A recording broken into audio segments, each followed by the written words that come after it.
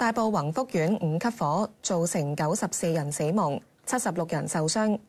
消防話滅火工作大致完成，朝早9點前會完成爆破7座大廈所有單位，確保冇人被困。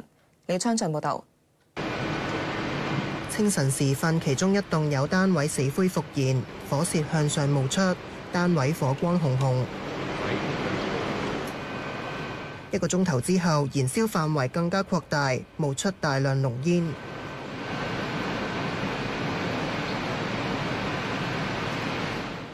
消防喺宏福苑內繼續搜救，有遺體被運走。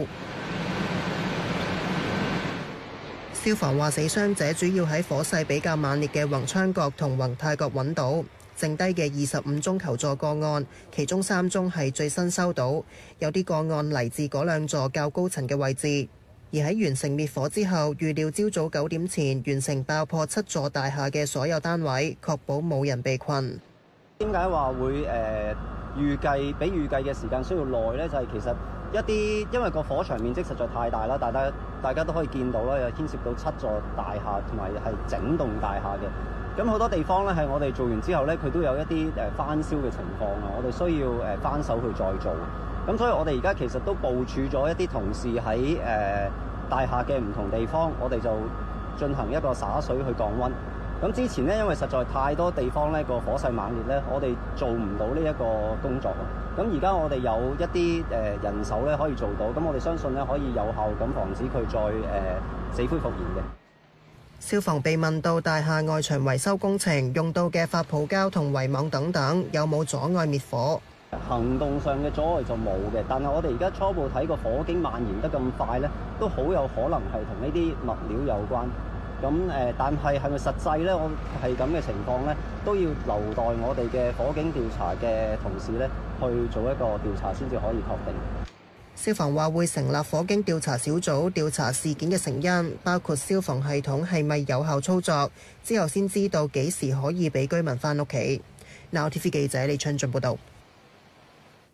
我哋記者梁潔瑩喺現場㗎。嗱，梁潔瑩，宏福苑呢邊係咪仲有單位起火呢？咁天光之後咧，火勢咧係持續㗎。咁消防咧早前就話咧，咁係大致完成咗滅火嘅行動。咁但係凌晨咧再有單位死灰復燃。咁呢一度咧係被救熄嘅。咁但係再有其他單位咧有類似嘅情況。咁而家已經係第3度咧有單位死灰復燃。咁我哋見到咧現場咧雲道閣一個高層嘅單位咧係冒出火光同埋濃煙。咁喺凌晨5點幾嘅時候咧係見到有火光同埋冒出濃煙。咁而家個火勢咧開始稍為減弱啦。咁我哋見到消防呢係架起咗雲梯向大廈呢係噴水降溫。咁而喺宏福苑嘅樓下呢都停泊咗救護車待命。咁消防話呢目標係喺朝頭早9點前完成爆破7座大廈嘅所有單位，確保冇人被困。咁我哋現場嘅情況呢先睇到呢度，將時間交翻俾新聞部。好，唔該晒。另外，行政長官李家超宣布成立調查及規管工作組，由政務司司長陳國基帶領處理火災後調查成因同規管巡查工作，確保建築物外牆保護材料符合阻燃標準。另外，亦都考慮修例，以金屬棚架全面代替竹棚。劉先彤報導。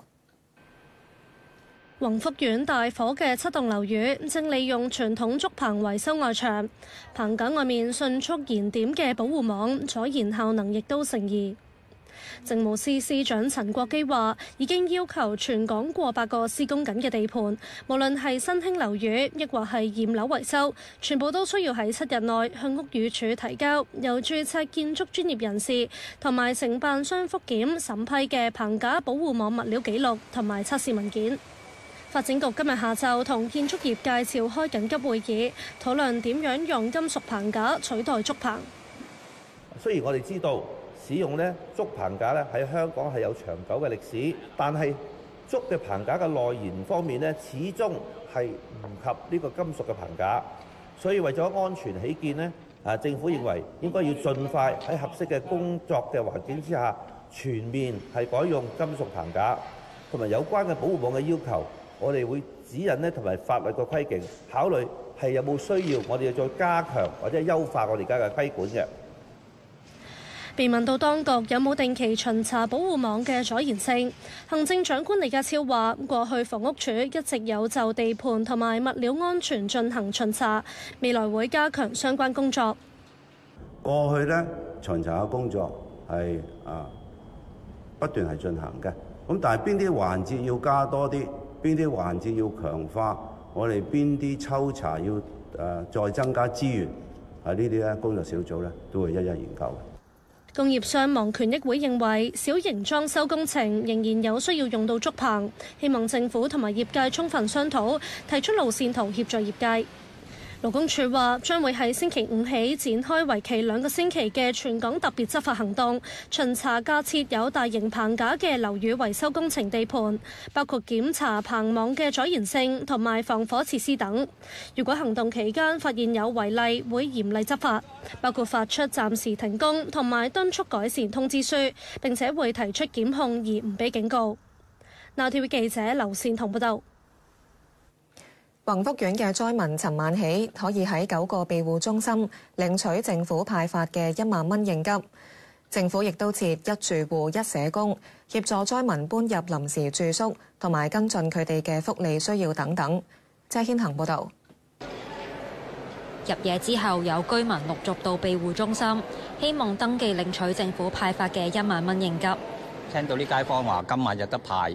咁我哋就翻落嚟嗰度攞，就我都係成功攞咗嘅。不論幾時遞表都好，佢都係有嘅。不過咧就約佢係優先派俾係琴晚喺度住嘅，同繼續喺度住嗰啲係嗰啲災民啦嚇，我哋講下係嗰啲業戶啦，就優先派咗佢先。咁陸續咧跟住其後1-2日就慢慢發放嘅。每一個單位發放1份，即係你個單位有10個人都係發放1份。亦都有市民需要等通知，填啲咩資料？住邊度啊？名啦、歲數啦、是否就業啦嗰啲咁咯。個1萬蚊夠唔夠？你都俾過1萬。即係咁講啊！如果燒成咁，應該都係幫下手嗰隻嘅啫。會唔會話諗住點樣用啊？呢1萬蚊添置翻啲乜嘢？你日用品先啦！依家好話唔好聽，衫都冇得換。當局會安排18區嘅關愛隊輪班當值，政府成立嘅援助基金喺撥出3億元以外，基金下亦都喺中國銀行設立戶口，接受公眾捐款。我哋都好多謝大家，都好熱心咁樣咧捐咗唔同嘅物資俾我哋。我哋而家嘅物資嘅都係足夠我哋咧去應付嘅。咁當然我哋知道大家都係想繼續去幫手。我哋而家咧都有一啲科技界嘅朋友咧，係希望可以做一啲平台出嚟俾大家登記。咁稍後咧，如果我哋透過呢科技界嘅朋友幫我哋設計咗個平台咧，我哋可以咧俾大家咧去登記。但係咧就請大家咧喺呢段時間咧，我諗我哋嘅庇護中心咧係需要我哋去處理咗我哋而家大家之前捐咗落嚟俾我哋嘅物資先。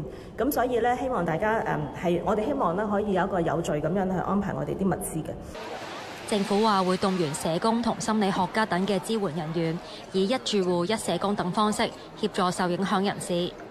當局又話會透過社工協助佢哋搬入去臨時住宿，同埋長期跟進佢哋嘅住屋同埋福利需要。Now TV 記者車顯恒報導。政府宣布取消或者延後所有慶祝活動，又將會安排悼念活動，包括政府建築物下半旗致哀、悼念會、設立吊唁冊，俾各界表達悼念同慰問。詳情稍後公佈。羅家晴報導。大埔宏福苑大火造成多人傷亡，行政長官李家超宣布政府取消或者延後所有慶祝活動，強調現階段最重要係協助大火入邊受影響嘅居民。喺未來呢一段期間，所有政府主辦嘅慶祝活動將會取消或者延期，而政府官員會減少出席非必要嘅公開活動，聚焦去處理我哋嘅支援善後工作。我哋亦都將會舉辦悼念活動，稍後會公布詳情。另外有多間機構同埋組織亦都宣布活動取消或者延期。馬會話星期日嘅賽事閉門舉行，淨係限馬主、董事、遴選會員同埋佢嘅賓客出席。今次賽事嘅總收入會捐出協助受影響人士，估計大約7000萬。原定星期六舉行嘅六合彩攪珠將會延至下個星期二舉行，所有已經買咗嘅彩票仍然有效。至於星期五夜晚喺中環舉行嘅光影會就會延期，星期日舉辦嘅單車節亦都取消。旅遊事務署亦都宣布，即日起暫停維港灣彩詠香江，直至另行通知。而樂施會同樣宣布取消星期五起一連3日嘅毅行者活動，並決定將籌到嘅公眾捐款同埋適用物資全數支援受火災影響嘅居民。NOW TV 記者劉家晴報道。